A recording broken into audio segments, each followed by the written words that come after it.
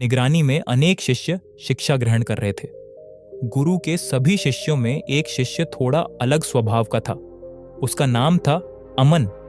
अमन का हृदय अत्यंत पवित्र था। वह सबका भला चाहता, दूसरों की पीड़ा को अपनी पीड़ा समझता और जितना संभव हो उतनी सहायता करता। उसे जो भी भिक्षा मिलती, कई बार वह भी जरूरतमंदों को दे देता। अमन के मन में किसी के लिए भी ईर्ष्या या द्वेष नहीं था, लेकिन अमन की एक आदत थी। वह अत्यधिक बोलता था। जब भी भिक्षा लेने गांव में जाता तो बिना मांगे ही लोगों को उपदेश देने लगता। हर किसी को समझाने की कोशिश करता। धीरे धीरे लोग उसकी बातों से उबने लगे। कई लोग उसे देखकर हंसते हुए कहते, देखो देखो, महाज्ञानी अमन भिक्षु आया है। अब शुरू होगी उसकी सीख। कुछ लोग उसके आते ही मुंह मोड़ लेते तो कुछ उसके शब्दों का मजाक उड़ाते। यह उपहास अमन के हृदय को चोट पहुंचाता। फिर भी वह चुप नहीं रहता। वह सोचता, लोगों का भला करना तो मेरा धर्म है।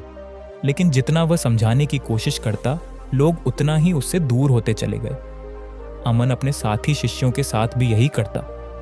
कोई भी छोटी सी बात हो, वह तुरंत सलाह देने लगता। हर समय कुछ ना कुछ राय देता रहता। धीरे धीरे सभी शिष्यों ने उसे एक अलग दृष्टि से देखना शुरू कर दी। अब अमन अकेला सा हो गया था। गुरु तक भी अमन की इन हरकतों की चर्चा पहुंचने लगी। वृद्ध गुरु शांत रहते पर सब देख रहे थे।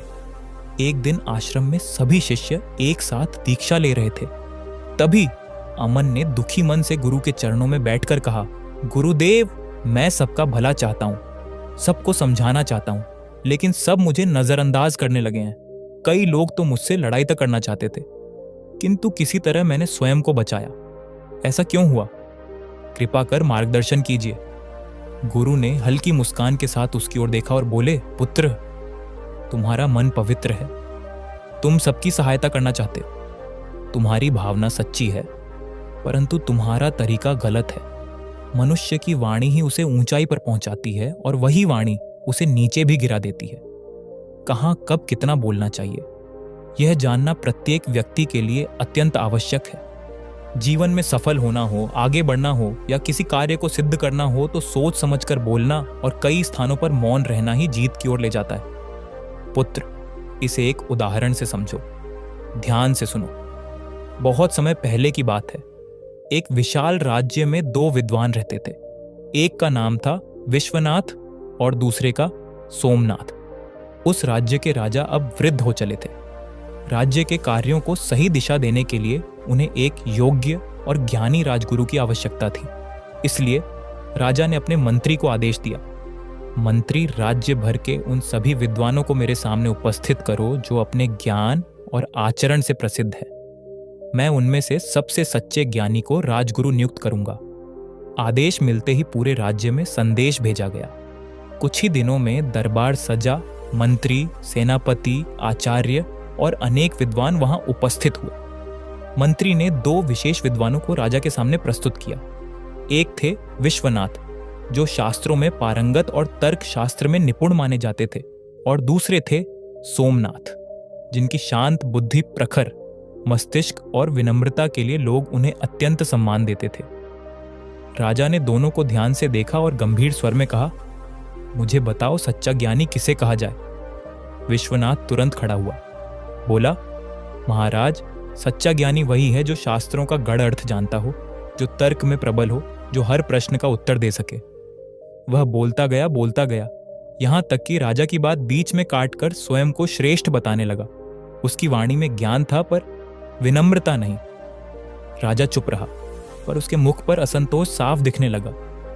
अब सोमनाथ की बारी आई। वह शांत भाव से उठा, राजा के चरणों को स्पर्श किया और बोला, महाराज, मैं कोई महान ज्ञानी नहीं हूं, पर मेरे छोटे से अनुभव ने मुझे एक बात सिखाई है। सच्चा ज्ञानी वह नहीं जो बहुत कुछ जानता है, बल्कि वह जो हर क्षण कुछ नया सीखने को तैयार रहता है। जिसके भीतर सुनने का धैर्य हो, वही सच्चे ज्ञान के योग्य है। राजा कुछ क्षण मौन रहे, फिर धीरे से बोले, सोमनाथ, तुमने कम कहा पर पूरा सत्य कह दिया। ज्ञान का सार बोलने में नहीं, बल्कि सुनने और समझने की विनम्रता में छिपा है। राजा ने उसी क्षण सोमनाथ को राजगुरु घोषित कर दिया। दरबार में सब समझ गए, जो बोलने से पहले सुनना जानता है वही ज्ञान के मार्ग पर चलता है, और जो हर जगह बोलने लगे वह अपने ही शब्दों में उलझ जाता है। गुरु ने अमन की ओर देखा और बोले, पुत्र, विश्वनाथ और सोमनाथ की यही कहानी जीवन का सबसे बड़ा सत्य है। ज्ञान इस बात में नहीं कि कितना बोल सकते हो, बल्कि इस बात में है कि कब मौन रहकर समझ सकते हो। याद रखो, अधिक बोलना बुद्धिमत्ता नहीं, अधैर्य का लक्षण है, और मौन रहना कमजोरी नहीं, आत्मनियंत्रण की शक्ति है। गुरु फिर बोले, अमन, जो व्यक्ति हर समय बोलता है वह दूसरों को नहीं, खुद को ही थकाता है। वह सोचता है कि वह सबको सिखा रहा है, पर धीरे धीरे लोग उससे दूरी बनाने लगते हैं, क्योंकि लोग शब्द नहीं भावनाएं सुनते हैं, और भावनाएं तब तक असर नहीं करती जब तक उनमें मौन की शक्ति ना हो। याद रखो, हर सत्य हर समय नहीं कहा जाता, और हर शब्द सुनने योग्य नहीं होता। जब तक सामने वाला सुनने को तैयार ना हो, तब तक बोलना केवल वाणी का दुरुपयोग है। अंत में गुरु बोले, अभी तक तुमने समझा कि अधिक बोलना क्यों हानिकारक है। अब मैं तुम्हें बताऊंगा कि मौन में कितनी शक्ति होती है। जब मनुष्य मौन को साध लेता है, तब संसार उसके शब्दों का इंतजार करने लगता है। अमन, सुनो, ऐसे तो मौन के अनगिनत लाभ है, पर आज मैं तुम्हें उनमें से 7 मुख्य लाभ बताने जा रहा हूं। ध्यान से सुनो। अमन मौन का पहला लाभ है मन की स्थिरता। मौन मन को स्थिर करता है। जब मनुष्य बोलना छोड़ देता है तो धीरे धीरे उसके भीतर की हलचल शांत होने लगती है। विचार जो पहले हर दिशा में भागते रहते थे, वे अब एक जगह टिकने लगते हैं।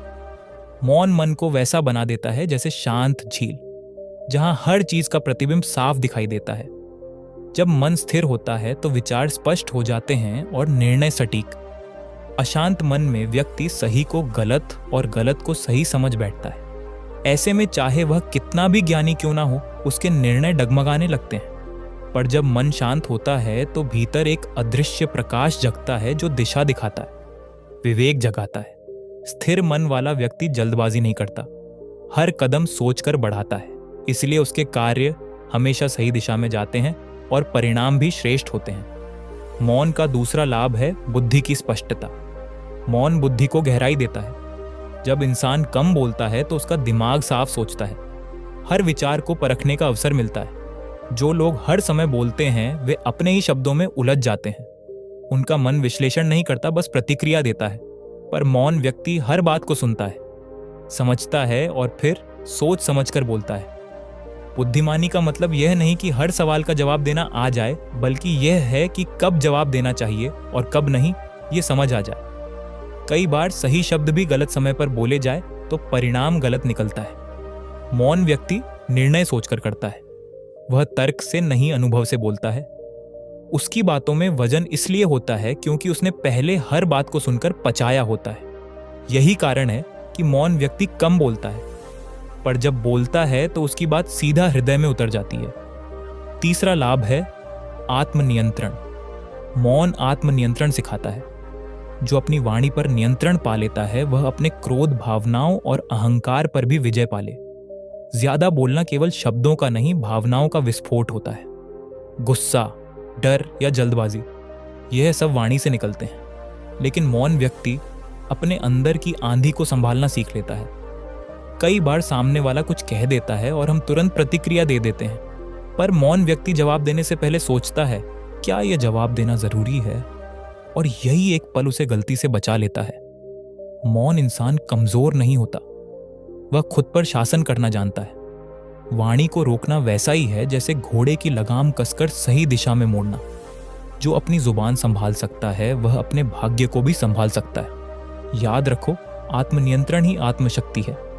चौथा लाभ है रिश्तों में समरसता। मौन संबंधों को मजबूत करता है।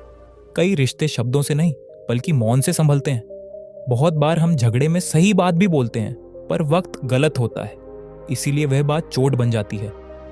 मौन व्यक्ति दूसरों की बात सुनता है, वह समझने की कोशिश करता है, ना कि जवाब देने की, और जो सुनना जानता है वह लोगों का मन जीत लेता है। कभी कभी केवल चुप रह जाना सबसे बड़ा उत्तर होता है। बहस वहीं रुक जाती है जहां कोई एक व्यक्ति मौन रहना सीख, क्योंकि मौन केवल शब्दों की कमी नहीं, संवेदनाओं की गहराई भी है। जब वाणी शांत होती है तो संबंधों में दूरी नहीं, गहराई आती है। जो हर बात पर बोल देता है वह रिश्ते खो देता है, पर जो मौन रहना जानता है वह हर दिल में जगह बना लेता है। पांचवा लाभ है मौन से प्रभाव बढ़ता है। मौन व्यक्ति का प्रभाव बढ़ाता है। जो व्यक्ति हर समय बोलता है, लोग उसकी बातों को हल्के में लेने लगते हैं, पर जो व्यक्ति सोच समझकर बोलता है, उसके हर शब्द का महत्व बढ़ जाता है। मौन व्यक्ति के भीतर एक गंभीरता होती है। लोग ऐसे व्यक्ति की उपस्थिति से ही प्रभावित होते हैं, क्योंकि उसमें शोर नहीं, स्थिरता होती है। आज के समय में जहां हर कोई अपनी बात कहने को बेचैन है, वहां जो चुप रह सकता है वही सबसे शक्तिशाली है। जब कोई मौन व्यक्ति कुछ कहता है तो लोग सुनने को मजबूर हो जाते हैं, क्योंकि उन्हें पता होता है यह व्यक्ति बिना सोच के नहीं बोलता, उसकी चुप्पी भी कुछ कहती है। मौन व्यक्ति को खुद को साबित करने की जरूरत नहीं पड़ती, क्योंकि उसका व्यवहार ही उसका परिचय बन जाता है। याद रखो, अमन जो हर जगह बोलता है, उसकी आवाज गूंज बन जाती है, पर जो मौन रहता है, उसकी उपस्थिति ही संदेश बन जाती है। गुरु ने कहा, अमन मौन का छठा लाभ है। आध्यात्मिक शक्ति। जब वाणी शांत होती है, तब आत्मा बोलती है। जो मौन को साध लेता है, वह अपने भीतर छिपे साक्षी भाव को पहचान लेता है। हर व्यक्ति दिन भर बोलते बोलते बाहर की दुनिया में उलझा रहता है। वह दूसरों को सुनता है, पर खुद की आवाज कभी नहीं सुनता। मौन वह द्वार है जहां से मनुष्य अपने भीतर झांकता है। वह देखता है, कौन हूं मैं? क्या वाकई जरूरी है जो मैं सोचता या कहता हूं? जब वाणी शांत होती है तो विचार गहराई में जाते हैं। वह भीतर की शांति से जुड़ जाता है। उसे एहसास होता है कि जीवन केवल बोलने का नहीं, महसूस करने का भी नाम है। मौन ध्यान का सबसे सरल रूप है। जो व्यक्ति मौन में रह सकता है, वह परम शांति का अनुभव कर सकता है, क्योंकि मौन ही वह स्थान है जहां मनुष्य का मिलन स्वयं से होता है। गुरु बोले, अमन सातवां और अंतिम लाभ है। मौन सफलता का गुप्त मार्ग है। सफल व्यक्ति सुनता ज्यादा है, बोलता कम, क्योंकि वही सीखता है जो सुनता है। जब इंसान हर बात में बोलता है तो वह अपनी ऊर्जा और एकाग्रता खो देता है, पर मौन व्यक्ति अपनी ऊर्जा को संभाल कर रखता है और उसे सही दिशा में लगाता है। जीवन में बड़ी जीतें अक्सर शोर से नहीं, शांति से आती। जो व्यक्ति शांत रहकर सोच सकता है, वही सही निर्णय ले सकता है। नेता, शिक्षक या व्यापारी, सभी की सफलता उनके सुनने और समझने की क्षमता पर निर्भर करती है। मौन व्यक्ति गलती से भी सीखता है, क्योंकि वह प्रतिक्रिया नहीं, निरीक्षण करता है। वह हर परिस्थिति में स्थिर रहता है, और स्थिरता ही सफलता की पहली शर्त है। याद रखो, अमन जो अपनी वाणी को साध लेता है, वह अपने भाग्य को भी नियंत्रित कर लेता है। मौन कोई सजावट नहीं, ये सफलता की नींव है। दोस्तों, अगर वीडियो अच्छी लगी हो तो लाइक जरूर करना और एक प्यारा सा कमेंट छोड़कर जाना। साथ ही इस कहानी को अपने दोस्तों और परिवार के साथ शेयर करना ना भूलना।